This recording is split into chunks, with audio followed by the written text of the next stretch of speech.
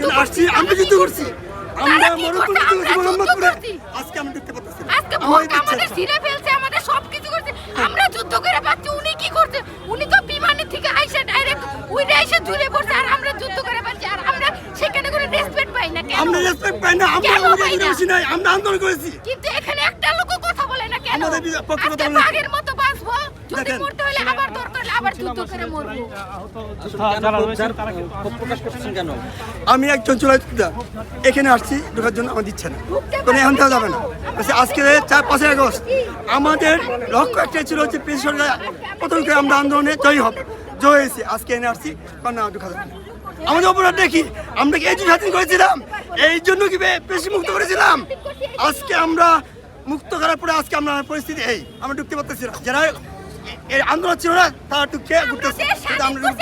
একটা বিষয় কি জানতে চাইবো যে এদের তো আসলে সময় দেওয়া ছিল বিকাল 5টা পর্যন্ত। হ্যাঁ, বিকাল 5টা তো গড়িয়ে গিয়েছে। আমি পিছু 5টা আগে আসছি, আসলে তো আসছি 5টা আগে আসছি। আজকে আমরা করবো দিচ্ছেন, হ্যাঁ 5টাই মতো হচ্ছে, আগে আসছি, আমাকে দেখে দিচ্ছে না। বারবারই করে সত্যি কোন দেওয়া যাবে না। এর উপর মধ্যে স্বরাষ্ট্র মধ্যে আনতাম, অনুমতি আনতাম। কেন আমরা সরাসরি যাবো? সব আজকে সরকার আমাদের মাধ্যমে সরকার করা হয়েছে, তারাই কি আমাদের মাধ্যমে আসছে? আজকে আমরা কত হারা রাস্তায় তারা কান্নারি করছি জুলাই গণপ্রতিনিধি জাদুঘর দেওয়ার জন্য, দিচ্ছে না। এটা কি ব্যাপার? এইটা আমরা কি এটার জন্য যুদ্ধ করেছিলাম? এটার জন্য স্বাধীন করেছিলাম? আমরা পুরো আন্দোলনে আসছি যে আমরা জুলাই স্বামী আজকে নিজের পায়ের সমস্যা, তাও আমরা আমার একটা চাকরির জন্য গেছিলাম, ওনাকে পাই না, ওনাদের দারুণ আমাদের দূর দূর করে তারাই দিছে, সেই কথা আমরা বলতে পারি না কার কাছে। তাহলে ওনারে আমরা কেন দেশের প্রধানমন্ত্রী বানাই? কি অপরাধটা করছি?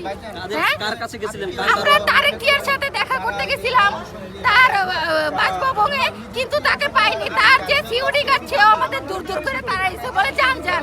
এটা কি তারা কি আনার কি আমাদের অপরাধ হয়েছিল দেশে? আজকে আমার ছোট বাচ্চা রেখে, আমার স্বামী রেখে আমরা এই দেশ যুদ্ধ করছি, মেয়েরা হয়ে আমরা পর্দা করে তারে আইনে কি আমরা উপকার, আমরা দেশ স্বাধীন করছি। আমরা যখন খুশি তখন ঢুকবো, আমরা যখন খুশি তখন ঢুকবো। কেন আর বলতেছে ওনাদের কাট করা লাগবে? কেন আমরা এখানে আমার কথা হচ্ছে কি 5টার মধ্যে ঢুকবো? আমরা কেন রেজিস্ট্রেশন করব? কেন এখানে আমরা কি টাকা, আমি যদি একদিন কাজে না যাই আমার সংসারে বাঁচবে না কেন? উনি চালাই দিবে?